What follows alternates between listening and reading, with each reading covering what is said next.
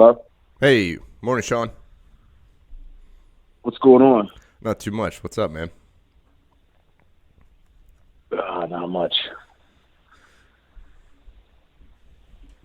So it's just gonna be you and me today. Um, Aaron, Okay. his boy is sick.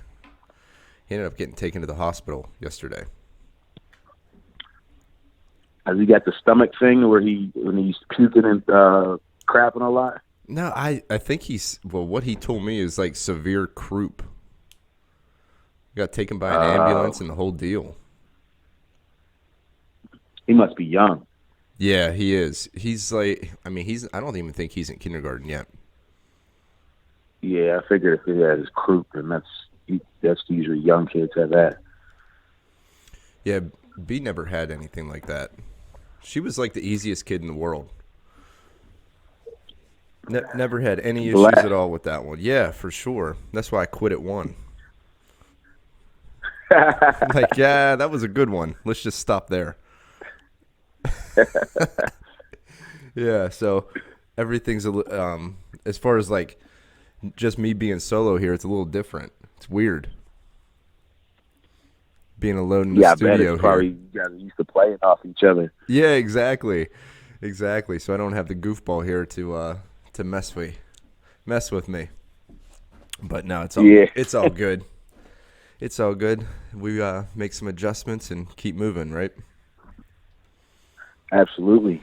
Yeah, man. So, Try, like I try, said, fail, whenever, adjust. yeah, no doubt, try, fail, and adjust. That's the motto. Hashtag Rich B. I know. How's he doing? I think he's doing well. He called me about a month ago. I haven't touched base with him, but I'm assuming pretty well. Yeah, he was always the go-to guru. Love that Yeah, guy. Yeah, love exactly. that guy. I mean, just as far as like energy goes and everything, man, he was into it all the time. It was nice. Yeah. I can't talk about any business or anything that I've done. The little that I've done in business without bringing his name up, because if it wasn't for him, I wouldn't have been in the situation I was. Yeah, yeah, he created a pretty decent group around him. Isn't Yeah, he knew how to challenge me. One of the very few people in my life that was able to, and still to this day, just challenge my thought process, and not in like a mean way or, he knows better way, but just make me think broader, wider, deeper. He's always done that. I mean, how do you think? I mean, how did he go about doing that? Just making you read books, just asking you questions. What was his method? I think he pushed back. He was like he was a challenger. He didn't really accept, the first thing that I might say, or whether it was a roadblock, or whether it was a complaint, or an excuse, or a frustration. Like he would never just let me stop in that thought. He would always challenge me to go deeper, ask me more questions, make me look at the scenarios from different angles, point me towards information and people that have been in those same type of scenarios, and see how they were able to, kind of get through it, and then pull some things from there. And I remember he used to say, like, information is like a grocery store. You go in, there's a ton of it, but you're only making, spaghetti, so you only need so many things. And so sometimes when you're in business, that's what you're looking for. You don't need all the information. You're just looking for those three ingredients that's going to, help you get to where you're trying to get to in that particular stage. Right, and asking the right types of questions to get there is, I mean, that's an art form for sure. Just Yeah, I yeah, mean, on his end, trying to dig deeper. For me, I struggle with that sometimes. Is being able to ask the right questions is like, I don't know. I guess it's a trial and error process, but even still, it's one of those things where I keep asking questions, and I'm not really getting to where I want to get. So for somebody to be able to do that and impact you like that, that's something to definitely aspire to be, you know. Because I ask a lot of. yeah, I think it was. Go ahead. No, go ahead. sorry. No, I was just gonna say, like, I ask a lot of questions, and it's like you get down to a couple questions that get you to what you need, and then you just keep asking those ones over and over again to other people, and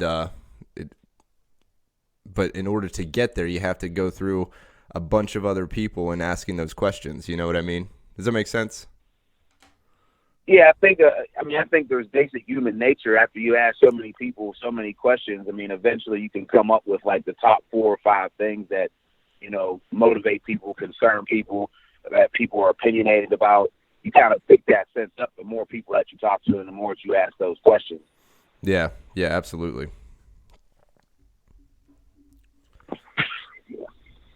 Well, for those who don't know you, you want to do a quick introduction of who you are, what you have going on, the businesses that you're running, and that way we can get a better perspective of whose voice this is. Yeah, I mean, I just consider myself a normal, ambitious, you know, individual. You know, my name's Sean Thomas. I went to Edinburgh University. You know, got a degree in business, and came out of school and didn't really do much with business. I worked in the behavioral sector with kids that had behavioral, you know, challenges and things like that. So, you know, the thing was I was always entrepreneurial. I always looked at things that I wanted to own or create of my own, but I just didn't necessarily know how to get there. And I think the thing that really changed my life was whenever I got introduced to network marketing. And I think that was back in 2007.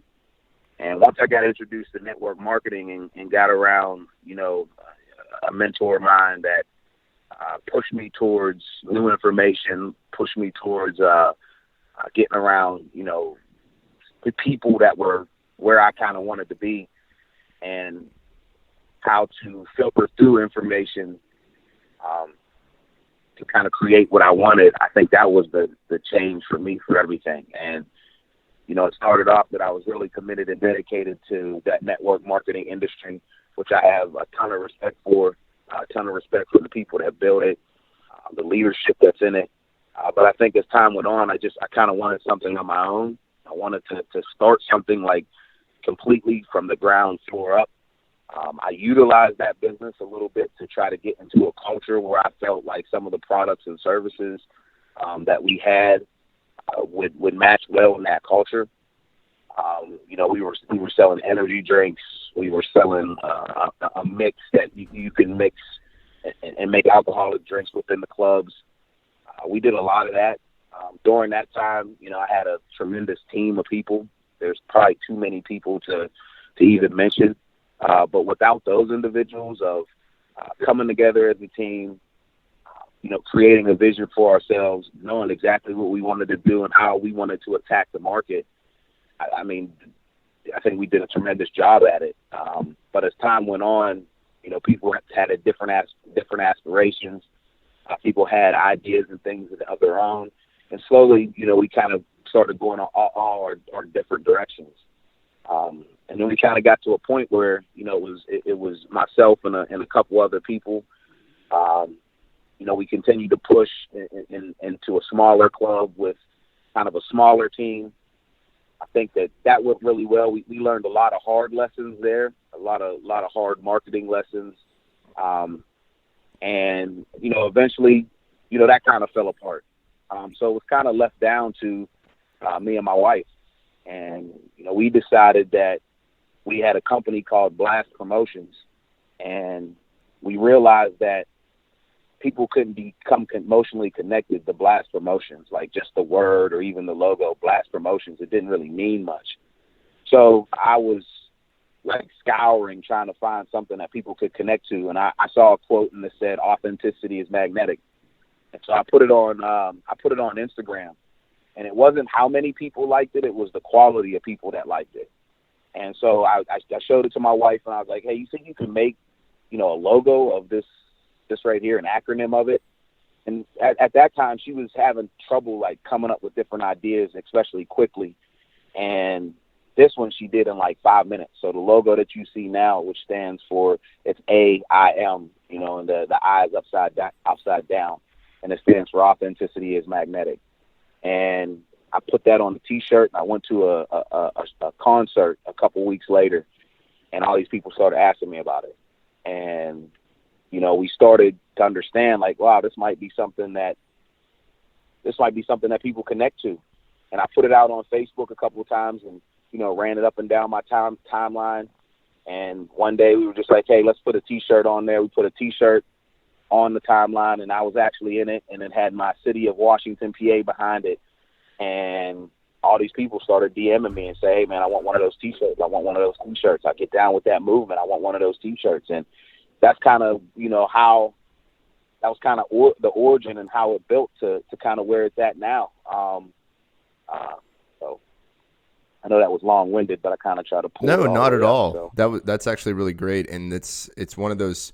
So just to back up a little bit with the Blast Promotions, and you're talking about vision, because what it sounds like to me is there was a vision, but everybody sort of had their own vision, and they all went in their own direction.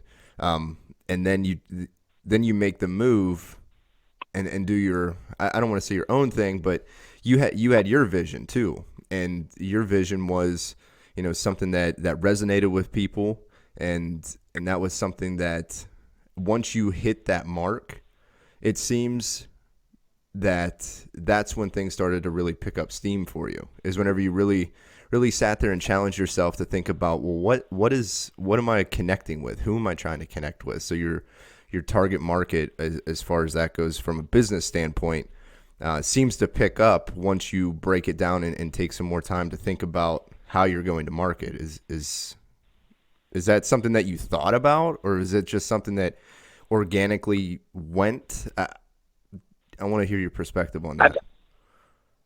Yeah, I think as you started, you start to feel the vibe and the energy as soon as you're working in groups. And when things were good, but there were challenges within there, because there were some lessons that we had to learn, especially in that business, dealing with people in the clubs and doing some pretty radical things. I mean, we were going to concerts and popping open the back of the trunk and mixing alcoholic drinks and just, giving them to people just to try to push the product, not really knowing, like, man, probably not the best thing that we should be doing out here, but right. Those were things that we did. So trying to push product to drunk people.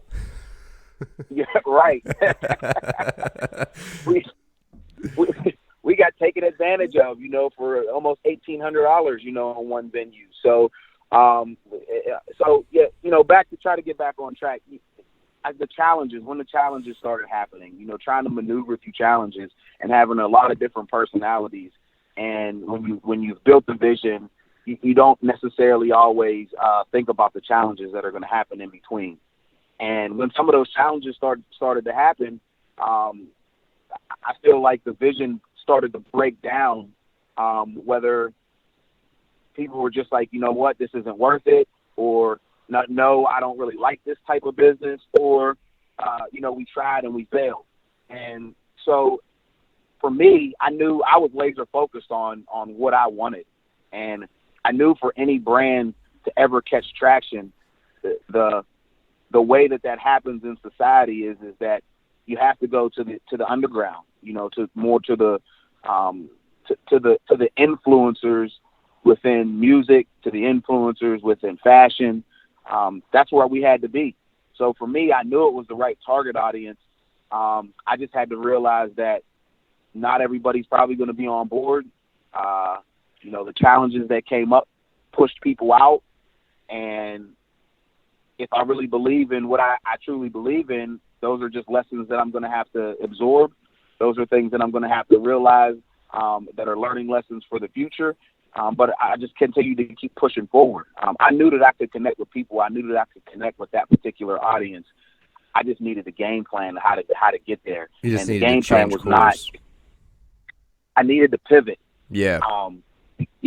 Because we hit a wall, and when we hit that wall, that there was changes that need to be made. And I think it was really just the commitment of, do we really want to do this, or, because we're facing adversity, now we're going to run and tuck tail. And, we, just decided to keep pushing forward. Yeah. And that's another important concept, I think, too. And this is a concept that I think about quite a bit, actually, is once you do get into a certain market, and I got to give it to whoever can take a different market and make it work.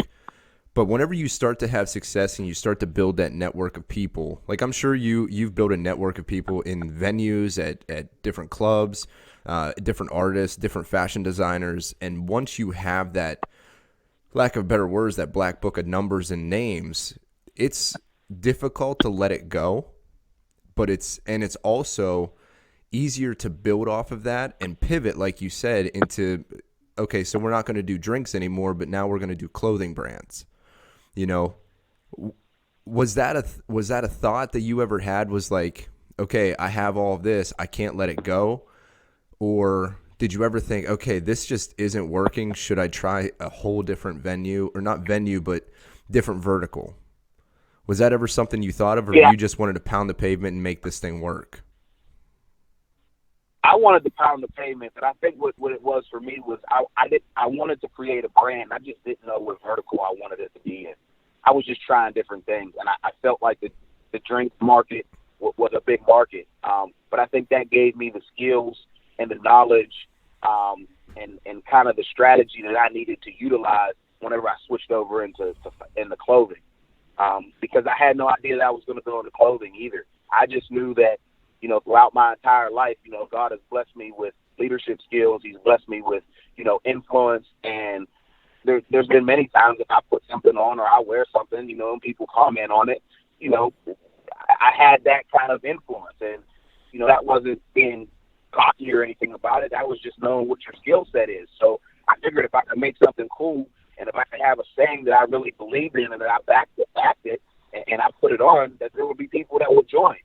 And once I realized how to make that emotional connection through that particular saying, authenticity is magnetic, which really resonated with me, I knew if it resonated with me as hard as it did and as fast as my wife was able to create that image, I knew all those things were in a line. I knew it wasn't by circumstance or chance. So the next thing was just putting it out to the market and see what would happen. And the market latched on, and I knew that's what it is. Like, you just know, that's where the direction you have to go.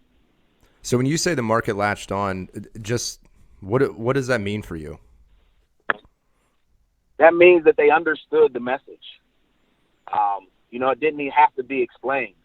They understood that, when you're your authentic self and you do the things that you believe in, you're going to attract other people that are like that.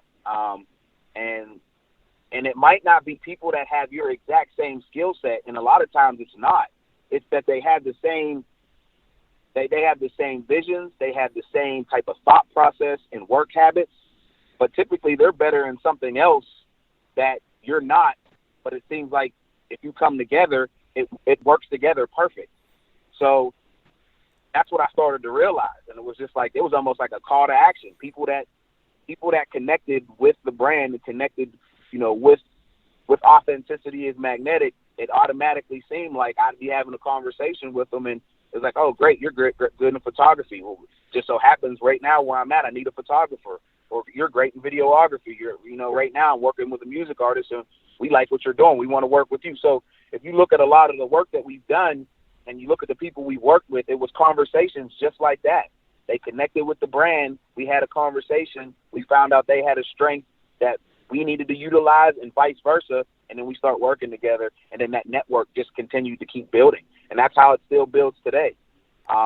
It's really just putting out the brand and putting out the brand awareness, and the right people just connect with it because they understand what that message means. So when you're connecting with people, are you connecting in person? Are you connecting through social media?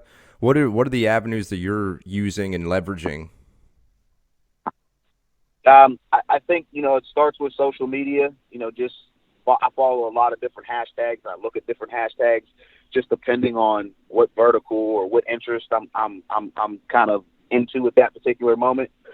And And then, once I make a connection, then it's just a general conversation about, kind of what it is that they're looking to do. And most of the time, everybody has their own brands, and what they're trying to do is, connect into different audiences. So how do you do that? It doesn't have to be a ton of money. It doesn't even have to be money. A lot of the times it's a conversation of, wear and share. I'll provide merchandise for you. You wear it, you share it. If it picks up traction that you have your audience that, starts making purchases from us, then we can turn it into, commission.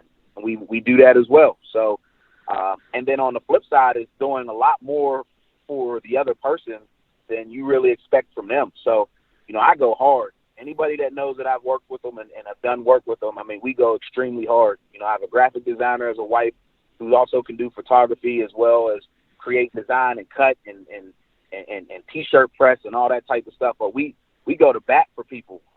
It ain't even about charging them the money or anything like that. It's just we decide to work together. We're going to give all of our resources to you. And, kind of all we ever ask in return is just do your daily thing, but just represent the brand, whether it's wear a T-shirt, whether it's hashtag AiM, just the small things for brand awareness. But it's really about doing more for them than you really expect in return, because there's a lot of people out there that are doing a lot of things, and they just want people to believe in them. And the more that you believe in people, not just by what you're saying, but through your actions, and not expecting anything really back, it's tremendous how you build real relationships and real collaborations that really help each other, give each other value moving forward. I think that's a very valuable point too. Is whenever you go into a partnership, I don't even want to call it a partnership. You're just trying to help them out at the very beginning and believing in what they have going on. The fact that you don't expect a whole lot at the beginning is the most important part. And I'll just share a story of myself here. Whenever I first started into sales, that was the big reason why I think I'm successful now. Is at the beginning, I wasn't expected to have tons of returns. They were investing in the future, and that's right. That's something that I needed as somebody starting out, is somebody that just believed in me and knew that through time it would come. But at the very immediate moment, it's not happening. I'm not bringing in, 6-figure incomes. I'm not doing what other guys that have been doing in the business that have been there for years. So somebody to believe in me has propelled me in a position where, now I am doing well. So what you're doing for others is, I commend you for it, because that's what people really need. They need somebody to believe in them at the beginning, because they believe in themselves, yes, of course, but they need somebody else. Yeah, I agree. I see a lot of people that open up businesses, or they put out projects, or they're just creatives in general. And one of the things that I don't like is when people think they're obligated, that because they have family, because they have friends, that those people should support them. And it's not in a mean way. It's not that people don't, care about what you're doing, but it's not their obligation to support. It's our obligation as creators to earn the support by what we put out and the value that we bring to the table. And I think the more that people can internalize that and realize that, the easier it is to, whenever you are building something, that you will get the support of those individuals, because it's genuine, it's authentic. It's not like you're begging them for it or making them feel bad for it. It's you're going out and you're producing and doing the best you possibly can to earn it from them.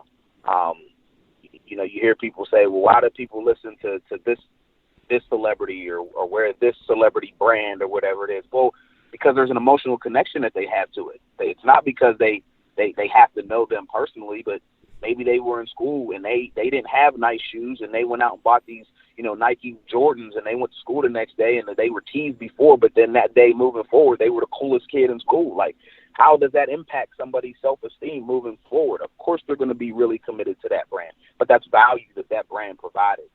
And I think when you're growing brands, when you're creative and you're entering the market, you're at the market's mercy. They are the judge and the jury. They don't have. There's not a lot of feelings. It's either they like it or they don't. You either adjust or you don't. And I think the more that when people are building brands, and the more as time goes on, how everybody wants to do their own thing. We're all passionate about different things. We want people to support. We want people to like. You have to have that mentality going into it, and realize you have to go earn it. And it's not obligated, even from your family, your friends, and people who you've grown up with. You have to earn their trust and their loyalty as well. That's interesting that you say that, because a lot of the companies that that go after the Facebook marketers, right? It's like if you don't go to a party that somebody's having, whatever the case may be, I'm not going to throw out a bunch of product names, but whenever you get invited to these Facebook parties, if you don't show up for the virtual party, like you're a real jerk. But at the same time, it's like, I just don't resonate with that stuff. I want to support you, but I don't want to buy anything. I want, I have no emotional connection. And for me, I need to have that. And I'm sure just like any other person buying anything or watching anything on YouTube or wherever the case may be, you have to have that emotional connection. Absolutely. I was you have to. I was reading this study because something that I'm on a kick right now is esports. And I don't know how much you get down with esports. So I'm diving down a pretty big rabbit hole in this thing with the Pittsburgh Knights and the whole scene, because there's some rumblings there, I think, and trying to understand why people, why these kids are spending hours and hours and hours watching video games. And there's scientific research as to why they do it in the 4 different prongs of connection. But more importantly, I go back to, how is it any different than you and me watching a basketball game or a football game? It's no different, because we're emotionally connected to it, because we probably used to play. It was a very important piece of our lives. And that emotional connection, just like your shoe connection that you just explained, that what value did that bring? I don't know. Baseball brought a whole ton of value to me. So, that's the type of stuff that I'm thinking about as you're talking about, brand being kind of loyal to that brand. It's about the most real thing that you can get. You want to talk about authentic, something from your childhood that's impacted your life and put you where you are now. I don't know how you can have a stronger tie to some brand. I agree, and again, I think that the more that we continue to look, kids, my kids, I'm sure your child as well, like the 9 to 5. There's no knock on 9 to 5. You cannot knock a 9 to 5 at all. But it's just a different world for what they're growing up in, and a lot of things they're going to want to do. They're going to want to do something that's more individualized to them, more authentic to them, more something that they have a passion towards. And, what they see every day is kids that have developed what their passion is and build brands online, whether it's through YouTube, whether it's through Twitch, whatever it is. So that's the direction that they're going towards. And within that, that's great, but I want to caution a lot of them that they have to get the entitlement mentality out and understand exactly what we just talked about, of why these brands that people are going to be so connected to, and the people that they're going to be competing against within whatever their market is, why they're successful, and a lot of it is going to be due to not having that entitlement mentality and understanding how to bring value to their audience. And that's it. That's the point I think that a lot of them are going to miss, and it's going to be a harsh reality for them, is the value part. It is. Because most of them, I want to get rich. I want to be a YouTuber. I want to be a rapper. Whatever the case is, I want to get rich. And there's some money as a byproduct of being authentic and bringing value. That's where the money comes in. Money doesn't come in because Absolutely. I play games and whatever. The value is where the money, or the money comes when you bring the value. It can't be vice versa. Absolutely. And that's why Absolutely. And that, most of the YouTubers that are rich and famous have been doing it for 10, 15, 20 years. They're veterans of the game.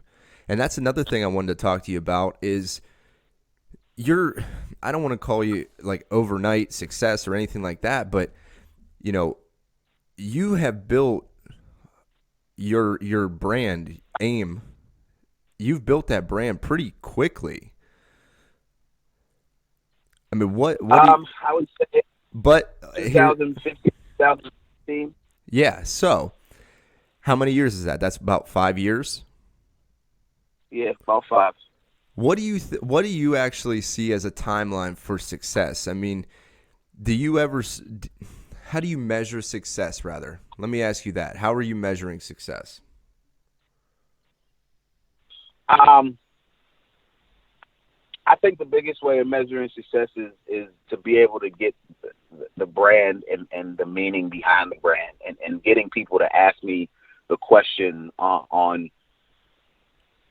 why do you feel that way? Because, authenticity is magnetic,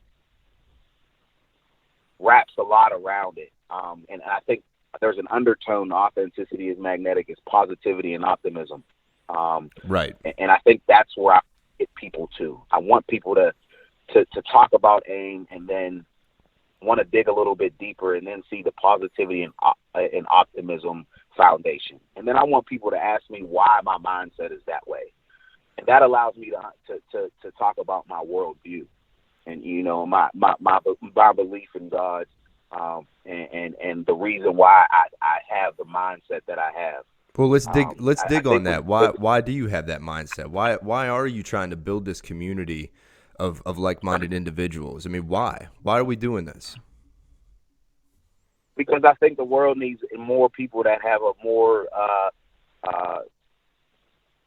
not a positive and optimistic attitude. Just like you walk around and everything is just fine and dandy. That's not Right. the aspect.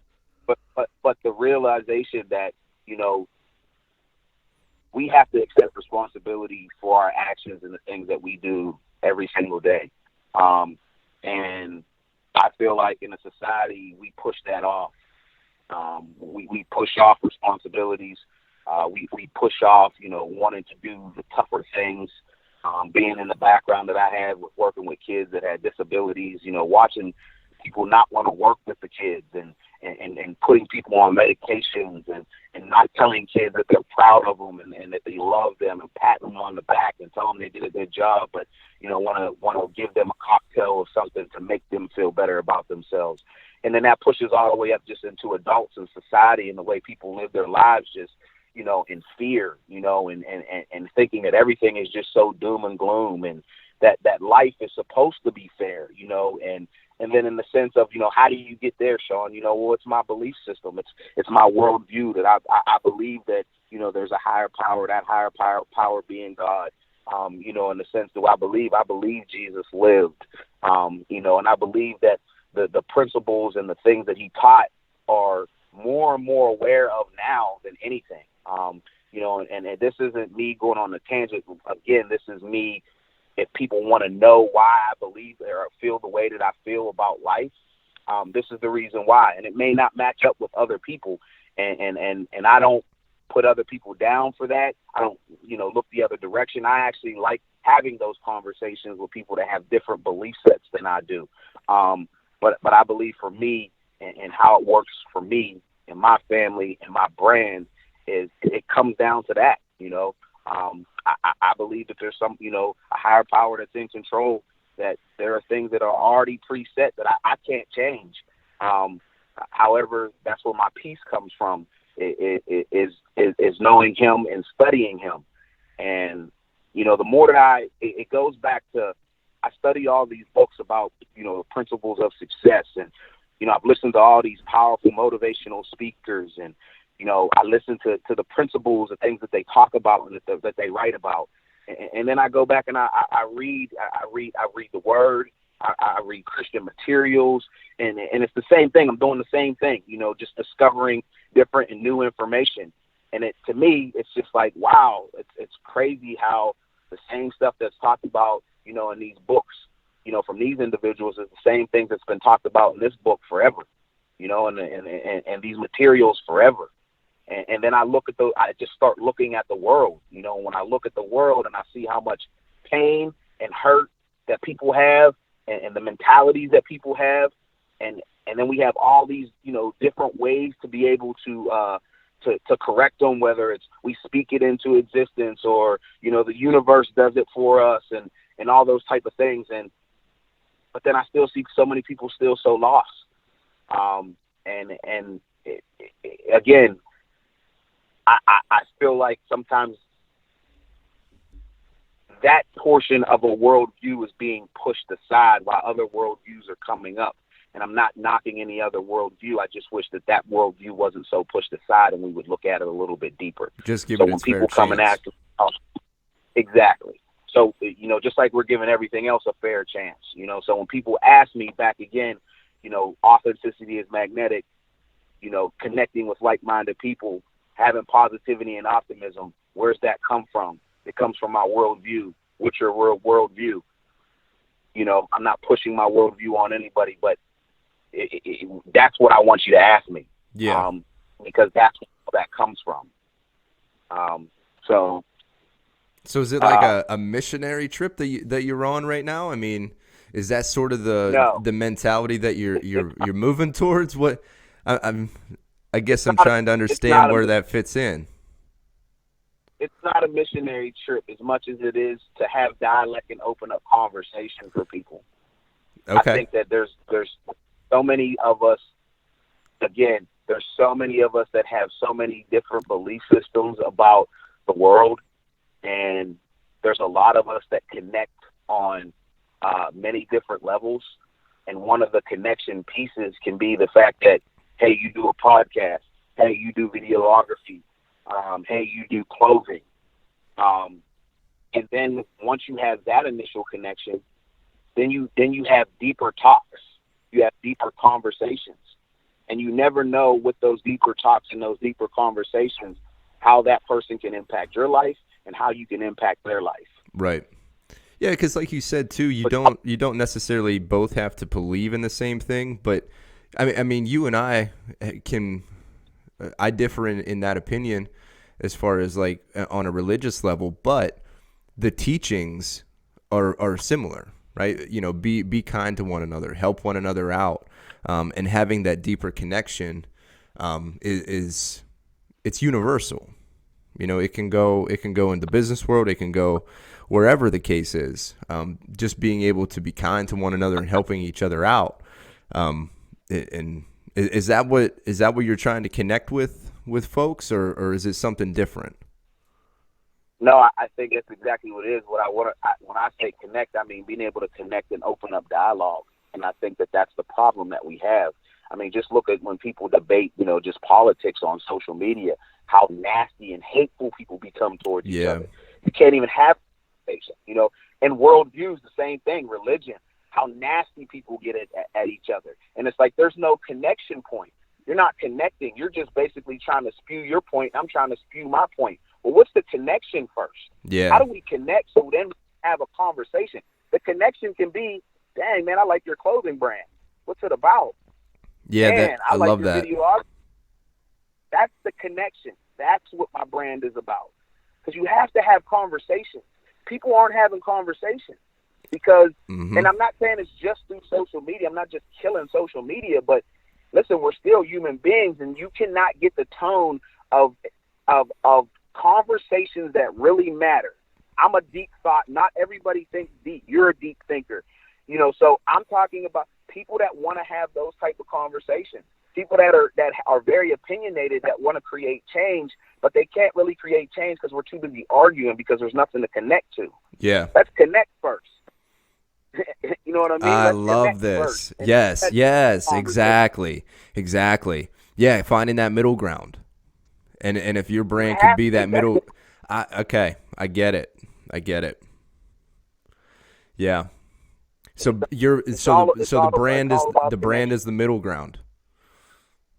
The brand is the middle ground. Mm-hmm. The brand is the bridge. The bridge. That keeps everything out. It don't matter what you are and this and that and everything, because everybody is going to have differences. We get that. It's when a lot of us, we're going to have some similarities. So let's find the things that we have and similar to connect, and then we can go deeper to have these other conversations about things that maybe we see differently. Yeah. And it doesn't mean after we leave the conversation that we change our beliefs or we change our opinions, but it does give you a whole different perspective on how to interact with people that don't feel the same way that you do, that you can still have kind relationships, that you can still be positive and optimistic, that you can still connect, even though you don't, see the world the same. Which then to me really creates that, that can alleviate the depression. That can alleviate people, with low self-esteem. Oh, with the human connection. Yeah. That can alleviate, people that are afraid to share their feelings to now they can share their feelings. That can alleviate, family tension when somebody doesn't want to tell their kid they love them because they have a grudge, and then, that tension is gone now. Now they can tell their kid they love them. There's all these little things, and because you were in the field just like I was in the field. So there's a lot of different experiences I've had in my life that, that have built me up to where I'm at now to have that type of thought process on why I believe that's important is to build those connections. Because we hate and we get mad and we get so frustrated and all these different things. And a lot of it is just lack of connection, man. No one's connecting. We're just talking over each other because, I want to be right, you want to be right. And it's not about right. It's about let's connect first and go from there. Yeah, absolutely. So you and I working in the same field in the social service world, I feel like that experience for me shaped so many of my relationship building techniques and how I don't want to even call them techniques, just the ability to connect with very, very closed off people. And these were kids, they were abused, neglected, whatever the case may be in the system because they were violent, sexually deviant, all type, you name it. We saw it. And it didn't matter on my end, because I just wanted to connect and help and get them better, through and not through medication, just through conversation. And the amount of conversation that you're able to generate with somebody when you just believe in them. If nothing else, you just believe in them and you're there as a consistent piece of the puzzle for them. I mean, how many relationships did you build as a result of just being there? Absolutely. Now, Ron, I'm proud of you and what you've done with your podcast. Thank you. So let me ask you, and that was a genuine compliment, but it also was I wanted to. You could not stop that feeling when I said, Ron, I'm proud of you. No. You couldn't stop that feeling at a game. You couldn't. No. And it's on video, so you can see it. And that's how impactful something as simple as I'm proud of you can do to a kid or to somebody who's hurting. Simple things like that.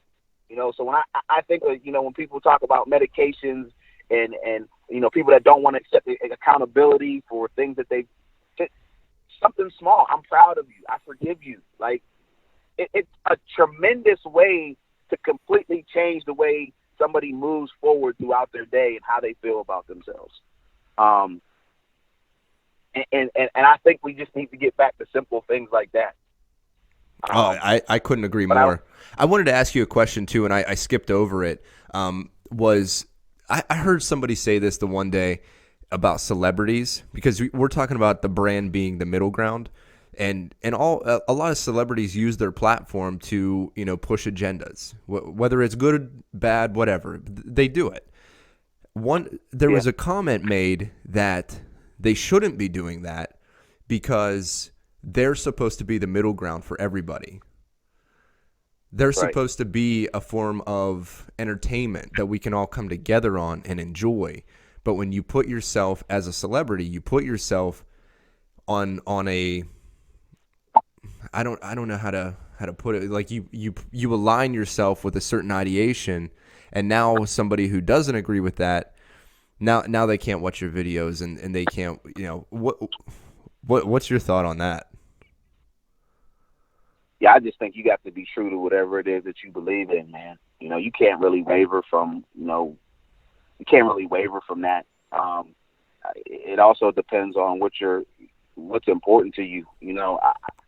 I think people have to, do things and Just be authentic, right? maybe you have to be. I mean, you have to be authentic, and I think being authentic, that pushes away really focusing so much about success and money and all that type of stuff. You know what I mean? All you're doing is being who you are, but you're being it out front, and you're not afraid of what anybody's criticisms are going to be. And I think that's everybody that walks around in life. We're all brands. Mm-hmm. You know what I mean? It just all matters on who. It matters. It matters on who is going to how you push your brand. That could be your behaviors. That could be what you say. That could be what you wear. That could be how you act. We're all brands. So I think whenever, from a celebrity standpoint, if they have to fit some type of ideology, I think that's decisions that you have to make whenever those crucial decisions happen. Either you're going to stay true to yourself or, here's a check or here's, whatever they're going to incentivize you with to be able to change and be how we want you to be. And I think for me, that's always an easy decision because I'm just not going to change. There's no amount of money. There's no amount of, incentive that's going to make me change to be with a different ideology that somebody wants me to be. And not everybody can be like that. Some people might be easier swayed. But for me personally, I just think you stand your ground. You lock your roots down and you stay authentic. And I think that's going to garnish you more respect in the end. And again, I think you're going to connect with more people that way.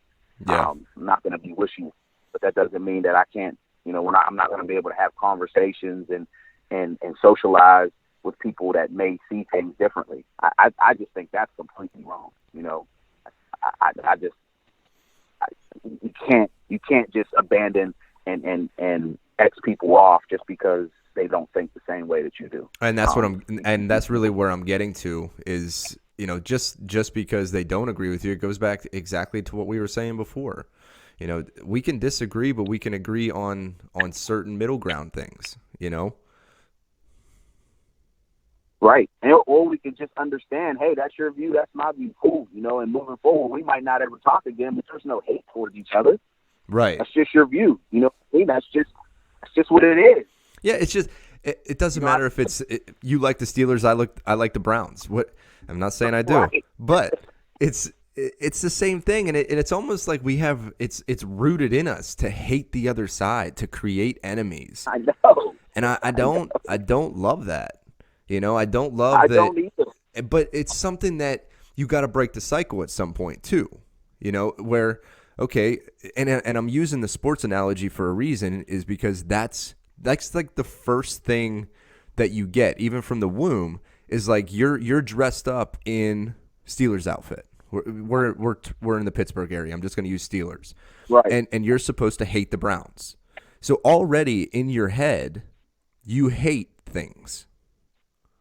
Right. You hate the opposition. So we're already creating teams and enemies and this dichotomy. And that's straight from before you can speak. I agree. So how do we foster a more accepting mentality? That's the question that I battle with. I think we have to monitor our thoughts, and how do you get there? It has to be taught to you, so for you and I, somebody who recognizes it, we're teaching our kids, monitor your thoughts, don't just go with the flow. Think about things first, formulate your own opinions first, ask questions first, don't just because it's said or because it was seen, don't just go with it, investigate first. For me, when I teach my kids about, what we believe in from a faith standpoint, I tell them all the time, don't piggyback off my faith. That's the wrong thing to do, man. You have to investigate. You have to study. You have to ask questions, until you can come up and formulate what your opinion is. And I think that's for everybody, in anything that you're doing. You have to come up. You have to take time to think for yourselves and monitor your thoughts. And I remember I read a book a long time ago, and it said it's crazy. We're on autopilot with our thoughts. We're on autopilot, and thinking is hard. That's why most people don't engage in it. And it seems funny, but then you think about it, you're like, man, thinking is actually hard, to sit down and read a book, to go through the mental exhaustion that you have to go through to be able to learn. And most of us, and this being training every single day, we're going to do the most that we possibly can to avoid the pain. Right. So that's what people do with their thinking. And I can't always say that I was always a thinker. My mom always taught me to think, but there was many times in periods during my life where I definitely was just on autopilot. And through my mom and then meeting Rich and getting point towards all that information, that's what really fostered that. I take the time to think for myself. I don't need anybody to think for me. I'm going to think for myself, formulate my opinions, ask questions, and then go from there. But I'm not going to be on autopilot. Most people are on autopilot. Is there anything that you do on a consistent basis to challenge those thoughts that you're having? Like what is your process? Yeah. Is it okay? Go ahead. Yeah, I like to look at the other side of things. And I'm not going to take credit for this, but Gary Vaynerchuk, I told you before, he's somebody that I listen to, and I try to duplicate a lot of his work ethic and his belief system. We have similars and then some differences, but I could call him, he's like Mr. Positivity, and my thought process already like that before I ever knew anything about him. But I lost my train of thought. What we were talking about? Like what you go? Do you have a specific process that you go through to challenge your thoughts? Oh yeah, looking at the other side. And why I mentioned him is because he talks about how he reads comments all the time on social media. And I do the same thing. Like, I love going to people's posts, especially, those high charged posts, and reading people's comments and reading and trying to understand why they're thinking the way that they're thinking, and looking at the interactions and looking at the human nature responses, looking at people that are thinking versus the ones that aren't thinking, looking at the ones that are piggybacking, looking at ones that are grabbing information and really didn't read it, versus ones that really did. Like, I look at all that. That helps me understand people more and more. And the more you step back for a second and get a bird's eye view, because everybody's typing everything out for you, so everything's slowed down. You can look at it at your pace. You can see. You can see confusion. You're like, man, people aren't thinking. Like, oh man, people's not even taking in consideration what she just said, like, or what he just said, or man, that was actually a good point, but you took offense to it. Like, right. Like, wow. That's like, interesting that you go through and read the comments. That's so you're breaking it down from a perspective that you just go through and you're getting it from the horse's mouth, really. Yeah, I mean, I'm studying people's human interactions. Sort of human. My gift is yeah, sort of human. It's sort of human. It's about it's like the worst of human, in my opinion. It seems to bring out the worst in people. It does. It does. I don't understand that how just putting yourself behind a keyboard and being anonymous can make you so mean. I don't know. I think that once again, there's just a lot going on with those individuals. Because when you see a good grown up, I call it dialogue, man, it's refreshing. Yeah. It'll stop you right in the midst of the comments. Like, oh, okay, all right, yeah. Hey, they don't agree, but they're getting each other's perspectives. All right, cool. They handled that like, adults. Like, that's what I'm looking for. Do you ever reach out to them? Do you ever DM those type of people? Sometimes I'll put my little 2 cents underneath, but okay. I watch doing that, because sometimes it's just, putting. Sometimes you can't just put one thing, because those people might appreciate it, but then you got 50 other people that don't appreciate it. Well, that's why I was asking if you actually just DM those individual people, and be like, hey man, I saw that post, and something like that. I don't know if that's something that you do or not. No, I never have. Nope. Okay. I don't even read through the comments. I mean, I will on occasion, but man, it just gets so nasty. But that's an interesting perspective. So what else do you do to challenge your mindset? You're breaking down the other side. You're reading through some of what is going on between the arguments and the comments. What else? I mean, of course, I listen to books every day. I read every day. I like quotes. I look at a lot of that type of stuff every day. And I'm constantly on social media and attacking hashtags, just looking at different hashtags from keywords that are important to me. Whether at that particular time might be success, maybe it's I know recently it's I'm constantly trying to be the best husband that I can possibly be. So I'm reading more about that stuff. How to be a better husband, how to be a better father. Before it used to just be all success things and money and build, but I started realizing there's so many different aspects to you as a person. Yeah. And how to eat better. Not really eating as much meat anymore, and understanding nutrition a lot better. So I've learned that after a while there's phases that you go through, and I'm sure you've done the same thing. Phases of growth. When it came to developing my mindset, I at first it was all about all the rah. I was excited. I was fired up. I was ready to kill it. That anything that was hype, that's what I wanted to listen to. And then it kind of you go away because you're going through all that, you're excited, but then all of a sudden you start looking at your life and it's not matching up with all the rah stuff. So then you kind of get a little bit cynical and you don't want to hear that stuff anymore. And then you got to get into something that kicks your ass a little bit, that makes you look at yourself and say, well, what aren't you doing? You got the rah, but what's the practical stuff that you need to be doing? Yeah, what are you doing in the dark? What are you doing in the dark? And then from then, it goes into more practical stuff. Like, I don't need all the fluff. Tell me exactly what I need to do so I can take it and utilize it like today. You get to that point. And then you get to a point where you understand, like, now you have all these things. Now it's just about time and patience and consistency. It's not about all those things. Okay, you heard all that. You read all that. You've done all that. Now you got to keep doing all this and be patient about it. Have a great attitude, and allow that to happen. And then you get to a point where it's like, I feel like I'm on the right path going towards that, monetary success, those type of things. Now, just what about me as a person? What about me as a husband? What about me as a father? What about my body? And of course, my relationship with God, all these different things that you start to work on. But it's the same process that you had back in the beginning when it's rah, I'm fired up, I'm going to kill it. And that's kind of the process that I've taken. And it's very, I feel like it's very similar to other people. They take that same process that are creatives and trying to do the same type of stuff that we're doing.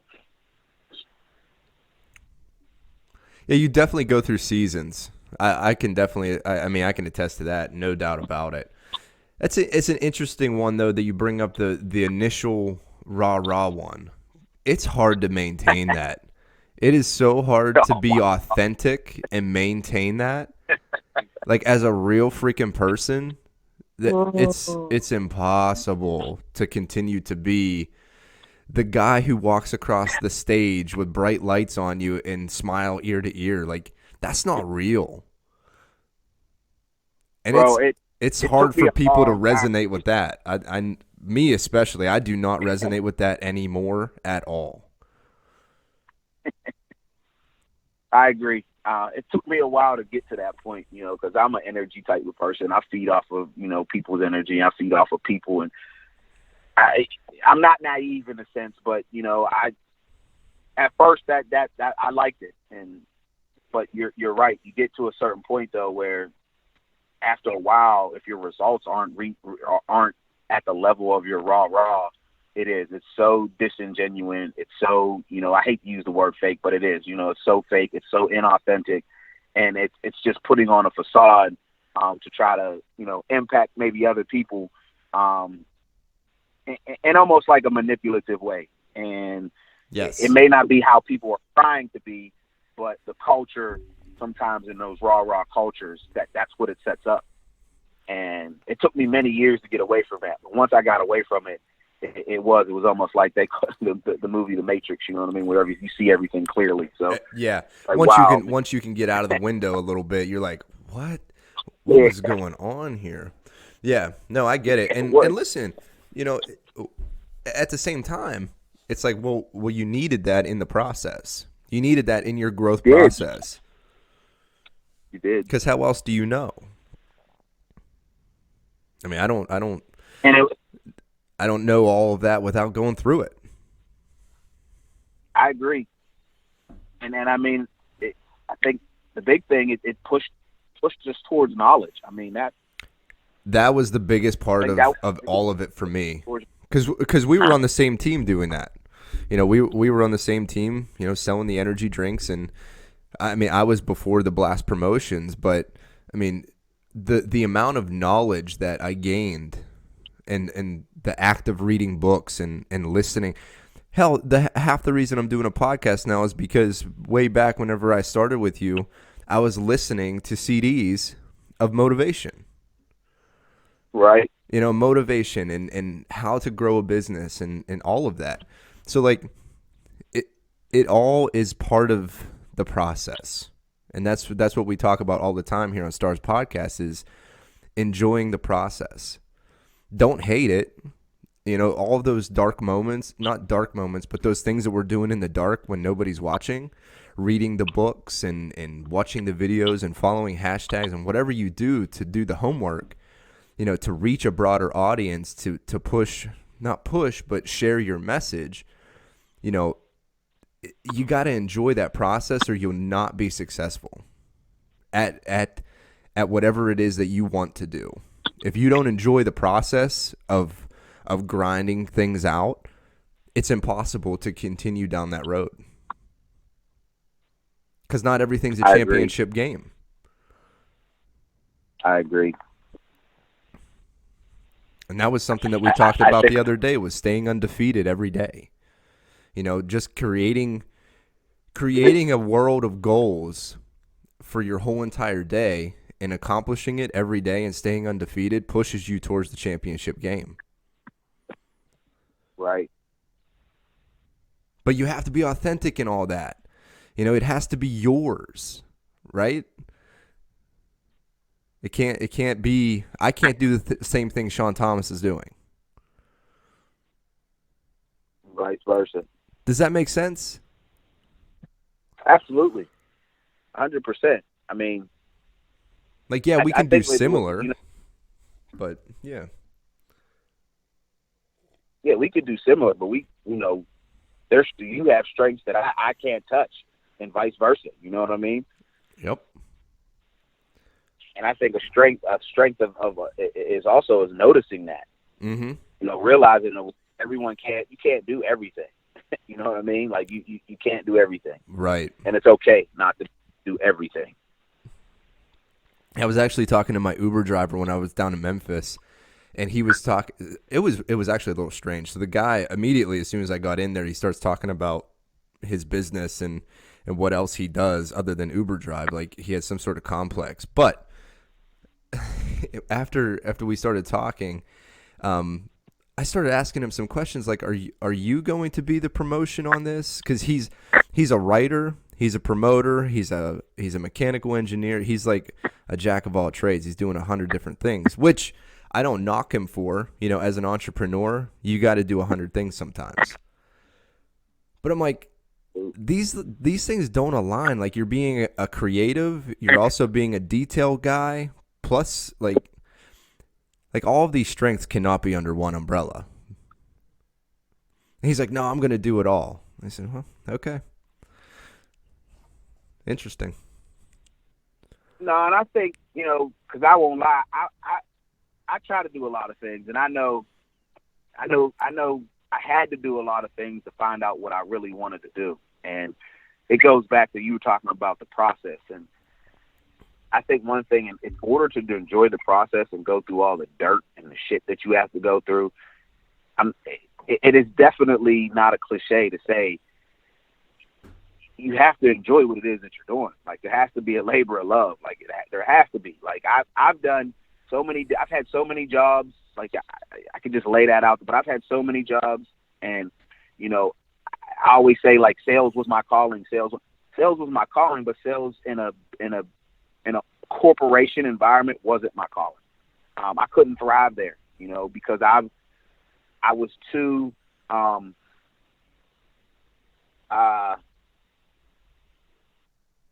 was too focused on trying to build my own thing. So every time I thought about the time and the energy that I was trying to put in for the company, and I was looking at them as their brand, and it just didn't feel right to me, because I'm like, here's a brand, I'm trying to grow a brand. You know, I'm taking time away from my brand to put all this effort into their brand, you know, and I can't even give them 100% because I'm still trying to take a little bit of time from that to build my own brand. And it's like, I'm going to have to make a decision, you know, like there's no way I can give half-ass to either one. And if I give one 100%, it's going to give me what I need. And so I always say at that particular time, you know, I haven't got fired from too many jobs, but when I got fired from that particular person, I knew that that was the right thing to do, because there was so much tension going on in my life between that battle of I want to build my own brand, you know, versus working it's a nice job, you know, and it's working for a nice corporation or a nice brand, but I can't give it my all. And it was just that tug. And at that particular time, I don't feel like I was man enough to make that decision. So the decision got made for me. But once that happened, and once that tug got snapped, it was like, wow, this is exactly what I know I needed to do. This is exactly even all the different challenges that I go through now. You know, it's so much easier to go through it. It's just, yes, it hurts sometimes, but it's so much easier to go through it than going through, man, I'm trying to hit my quota. I can't hit my quota. You know, I have my pipeline filled, and, you know, now all of a sudden, you know, that's not going to work, or it's going to get pushed, and now I got to go find more. And you got to be a dog, you know, especially in business-to-business sales. And I always felt like I never could be successful and give my dog, because I knew I wanted to build my own brand. And I wasn't willing to push through that process because that wasn't my labor of love. But now, being in my labor of love, it's a lot easier to go through that process and have a smile on my face and continue to keep pushing through whatever challenges it is. So I think you definitely have to enjoy what it is that you're doing to get through that process, because if the process is still tough, you don't enjoy what it is that you're doing, I just don't think most people they make it. And if they do, they're just really unhappy. Let me ask you this then. What do you think would motivate somebody? I guess how do you create a team then and share a vision? Because you're gonna, in order for scalability and to grow a large business, you have to have more than one boot on the ground. So you have to have a team of people. You know, how do you end up sharing a vision of, you know, let's just say I don't know, selling printers, right? And you got a team of guys that are ladies too, selling printers. How do you, as a manager, as a sales director, whatever your title is, how do you get that team to share a vision and enjoy selling printers? You know, you can use whatever analogy you want to, or whatever product, but how do you get that shared vision is what I'm getting at. I think you present it, and you have to find the ones that actually want it. You know, it's like selling somebody something that wants to buy it or wants to be sold to versus that person that doesn't want to be sold to. Like, why waste all your time and energy trying to sell somebody that doesn't want to buy it? So it's no different than a team. Like, I'm going to tell you, this is what the expectations are. New England Patriots, you know, this is what the expectations are. These are sacrifices that you have to make. But at the end, the opportunity is for you to be able to win a title. And if that's your goal, is to win a title, then this is the team for you. If your goal is not to win a title, or your goal is not to go out there and be the best, you know, printer salesman that you can possibly be, and then in turn our team being the best, and then in turn our company being the best, then, you know, these are the steps that you have to do. If you're not willing to do those particular things, then, you know, you don't want to be on this winning team. And you have to say that and go through as many people as you have to until you're left with the ones that want to do it. And you might have people that come along for, you know, 6-7 months, and then they're out the door, and then you got to redo it with somebody else. But eventually, if you keep putting that message out there and then the leader, of course, their work habits and what they're doing as an example, then you're going to find the right ones and get the right team. But you can't give up or waver from what the expectations and what the goal is. We're here to win championships. This is how we do it. This is the formula to do it. I'm looking for the person that can do those particular things. And if they can't, you don't oversell them. You just move on until you find the one that is ready that wants to go or is ready to buy. Right.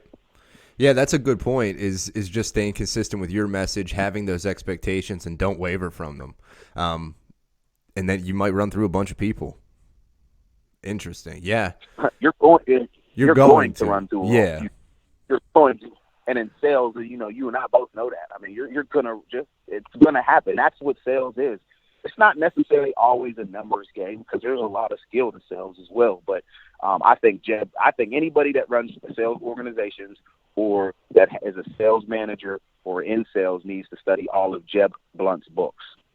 He's the best person when it comes to how to sell and the practicality of it, how he explains everything, how he takes you through every single process of the sales, not outdated, old-fashioned, sales, not new technology where your feet's not on the ground and you're not picking up the phone, but skills on how to be a great salesperson. I'm not even in B2B sales, and I still listen to Jeb Blunt's books all the time because, I'm more of a B2C, but I'm in sales. I'm selling all the time, so yeah. I got to be good at it.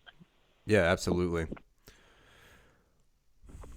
Well, hey, we're gonna wrap this up, but before we do, I do want to ask you one question.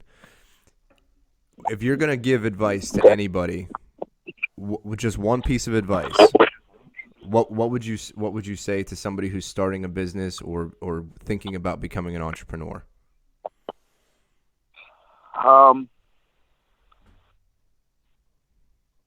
I would say whatever you choose to do, first off, make sure it's something that you're willing to accept the challenges and go through the mud and through the dirt and everything that you have to go through. And I think number two and I think no support thing is build brand. Don't worry so much, about the financial aspect of it, but build brand, tell your message, create value for people. Get them to be emotionally connected and tied into what it is that your brand is. Because once you build brand, everything else is just a souvenir. If you put it on a T-shirt, it's a souvenir. If you put it on a brick like Supreme does, it's just a souvenir. If you put it on a pen, it's just a souvenir. But your value and the companies that stay around forever, they've built on brand. Look at Coca-Cola and Pepsi and Apple and all the. It's brand, so build brand. Awesome. Well, where can they find you at, Sean? You can find me on Facebook. Authenticity is Magnetic. Same thing on Instagram. Authenticity is Magnetic. AiM. I also have some, if you're into wrestling, I'm a wrestling coach. I have a TikTok at JustWrestle and also Wrestling Slang on Instagram. And these all tie back into the AiM brand. Yeah, absolutely. And next time, I'm assuming next time here, I want to talk more about that TikTok. Yeah. All right, Sean. Thank you. I appreciate it, brother. We'll talk soon. Hey, man, thanks for having me, man. I appreciate it. Always.